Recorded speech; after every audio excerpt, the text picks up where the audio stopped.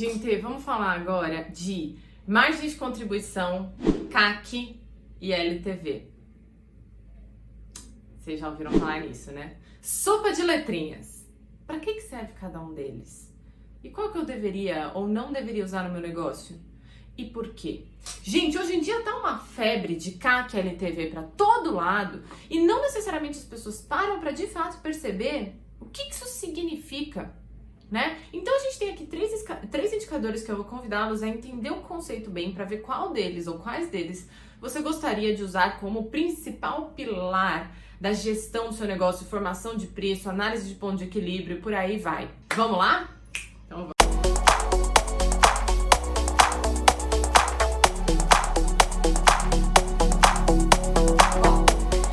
Você já deve ter ouvido falar no termo nova economia, né? Não vou chover numa olhada, que talvez vocês conheçam sobre isso, e se não, vocês conseguem dar uma explorada, mas eu vou falar de uma base que é importante para entender uma relação, né, dessa nova economia com as finanças das startups.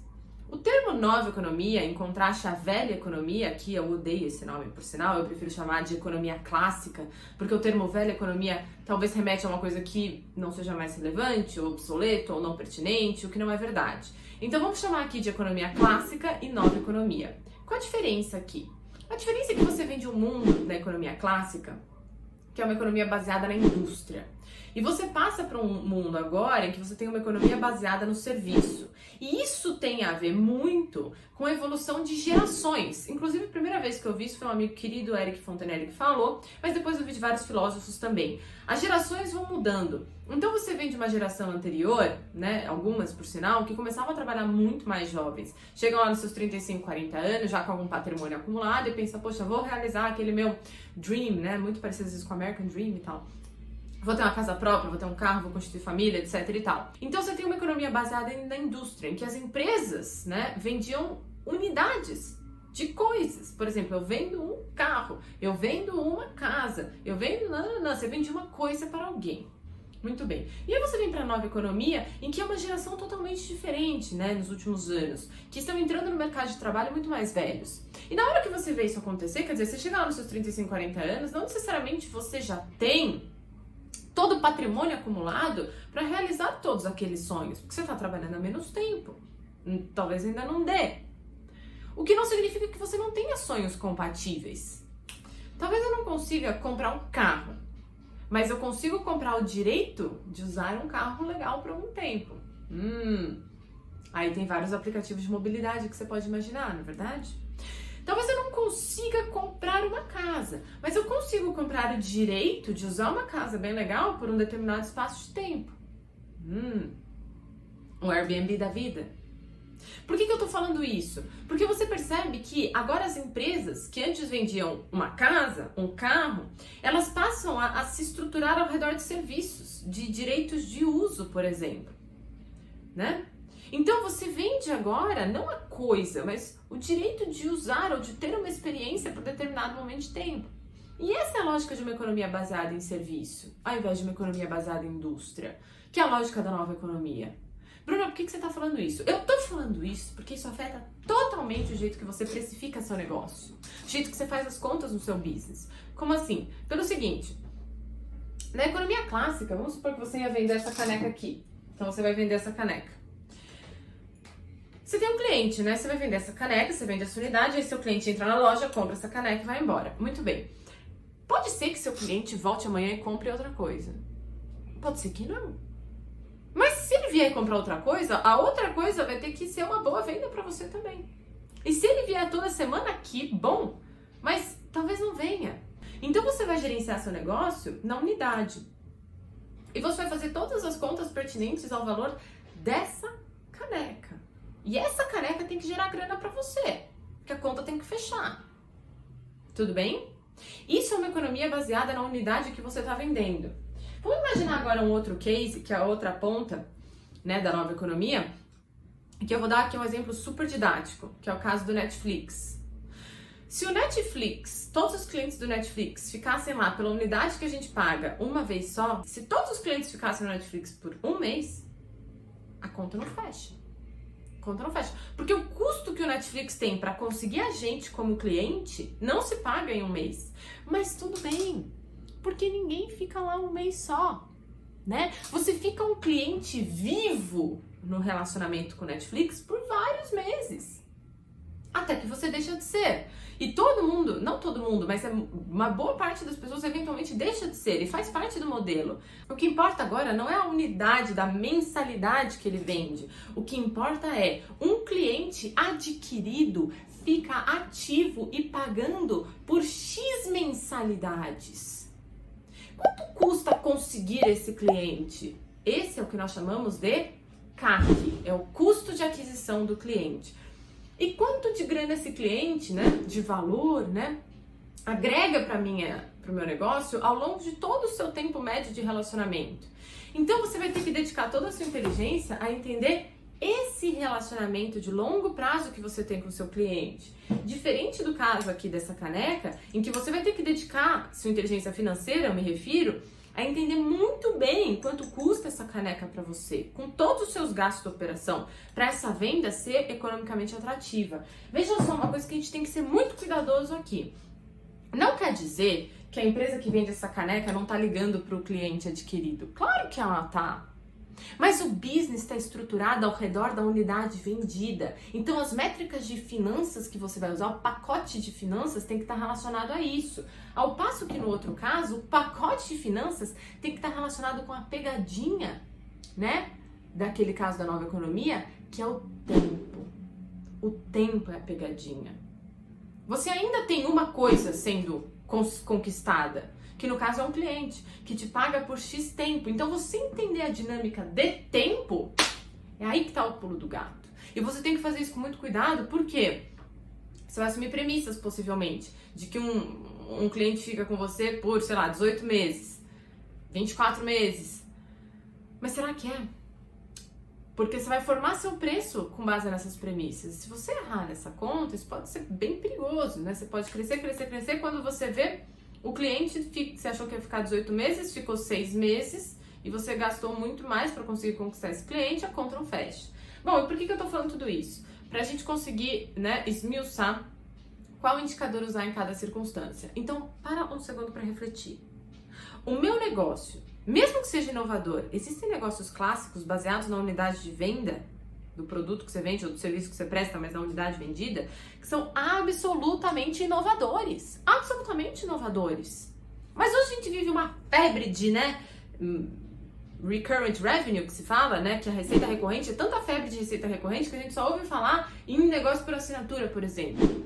Não necessariamente o seu cliente tem um perfil, um interesse, né, de pagar por assinatura. Será que é um comportamento de assinatura? Se for, ótimo. Se não, não tem nenhum problema, nenhum demérito. Você tem um negócio altamente inovador que pode inclusive ser exponencial, mas baseado nessa outra unidade de venda, que não é necessariamente uma recorrência de assinaturas. Se a unidade do que você está vendendo, você vai trabalhar com o conceito de margem de contribuição.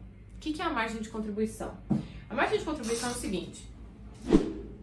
Imagina que você vende essa caneca aqui, você vende essa caneca por R$5, essa caneca te custa R$2, que são gastos variáveis. Que é o quê? É matéria-prima, né? Você vende essa caneca, quer dizer, você compra essa caneca para revender, você paga 2, vende por 5. Além disso, dentro desses dois, além do gasto da caneca em si, tem outros gastos variáveis associados a isso. Por exemplo, a embalagem. Você não entrega a caneca assim, talvez você põe ela numa embalagem bonitinha, põe numa sacolinha. Você vai pagar impostos, né? Então vamos supor que dentro desses R$2 tem impostos incidentes sobre a venda, né? Então, tudo isso daqui tem um custo de R$2. São os gastos que nós chamamos de gastos variáveis. O gasto variável é tudo aquilo que você só gasta se você vende. Se você não vende, você não gasta, né?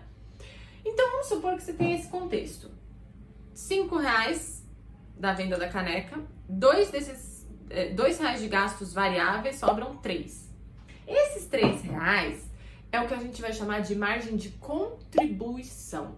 Margem de contribuição. É o que contribui para pagar os outros gastos que não são variáveis. Por exemplo, os gastos fixos. O que é gasto fixo? Gasto fixo é aquilo que não varia conforme a unidade que você produz e vende. Claro, tudo varia se você crescer demais, você vai precisar de uma fábrica maior, etc e tal. Mas em pequenas variações de volume, o que você paga de aluguel, o que você paga de salários, que são folhas, não é verdade? Enfim, outros gastos, eles são aproximadamente fixos. O fato de você vender ou não, quer dizer, tem uma greve, tem uma pandemia, ainda assim você vai ter que pagar seus gastos fixos. Então vamos supor que você tem gastos fixos de R$30. Você tem uma margem de contribuição em cada unidade que você vende de R$3, 5 menos 2, sobrou R$3. Depois de pagar os gastos variáveis. Só que você tem gastos fixos de 30. Então significa que se eu vender 10 unidades, eu consigo pagar todos os meus gastos fixos. Não é verdade? Perfeito.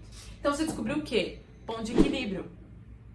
Você descobriu o seu ponto de equilíbrio. Você sabe quantas unidades você precisa vender para cobrir todos os seus gastos fixos. E essa é uma descoberta estupenda, que você só consegue fazer num negócio com características clássicas usando esse conceito maravilhoso de margem de contribuição. E dá pra ficar sofisticado? Poxa, claro que dá pra ficar sofisticado. Dá pra ficar um tanto sofisticado, porque você pode trabalhar o seu mix de venda, né?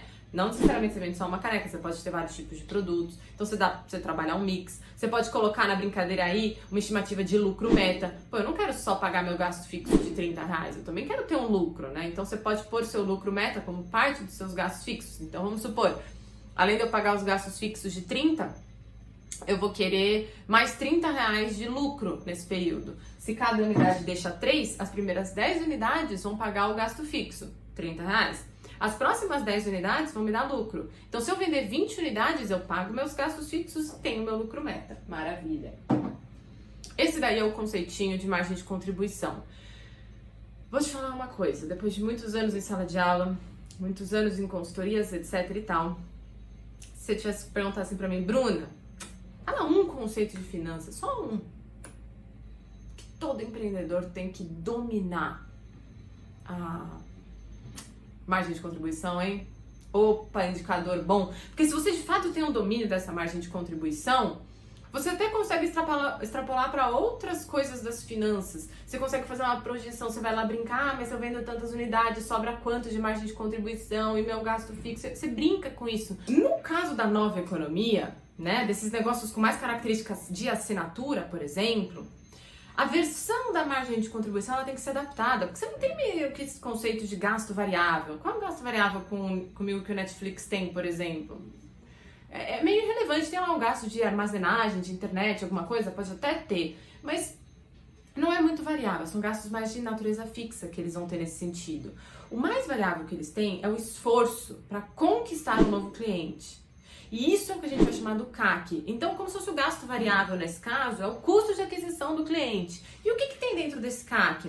Tudo que você gasta com verba, por exemplo, de marketing, né, de publicidade, comunicação, tudo que você gasta com times comerciais que estão dedicados a isso, com desenvolvedores que estão eventualmente dedicados a isso. Então, o CAC vai ser todo esse gasto fixo e variável, né? Associado à conquista de um novo cliente. E você vai pensar, cada cliente, dado que eu gasto isso por tanto tempo e eu conquisto X clientes, você faz uma divisão simples. O gasto de determinado período pelo cliente adquirido é uma das formas de estimar seu CAC. E aí você vai para a segunda parte dessa função, que é um pouquinho mais sofisticada, que é quanto que esse cliente, ao longo do tempo de relacionamento comigo, me gera de riqueza, me gera de valor.